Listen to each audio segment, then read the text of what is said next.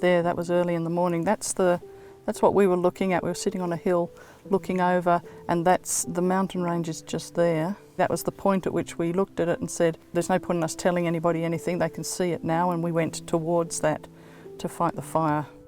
When the predictions came through for the day, it was that it would hit Mikalago and it would hit Breadbow, and it wasn't until early in the morning, about 4 o'clock in the morning, that the captain was looking at everything and said, it's going to hit us.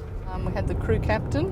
He's a very experienced firefighter, and the other firefighter driving is a very experienced one, and then me. And this was my first real fire.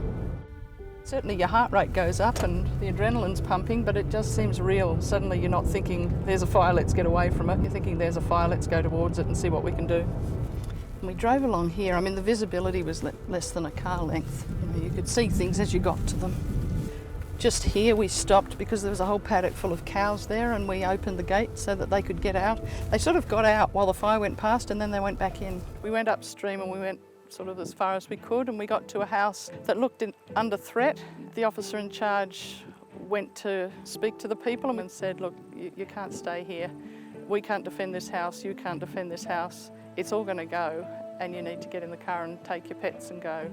I was so relieved that we went back and found them and told them that, because they really thought that it'd be all right. So after that we went down, and there's a property down here. It's a sort of two-storey, and we went there. The property had a row of pine trees, and as the fire got to the pine trees, it would go to the bottom of one, and then the pine tree would explode. As I stood and watched, waiting for the fire to get to me, and then Martin and I sort of guided it around the house. So it burnt all of the garden and everything, but we were just trying to save the house. So that house was then protected because it had burning all the way around it.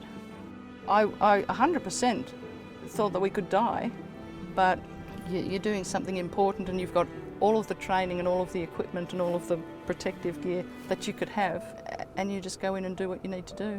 I feel really grateful that that's the decision we made, that there are people alive and buildings still standing because we came down.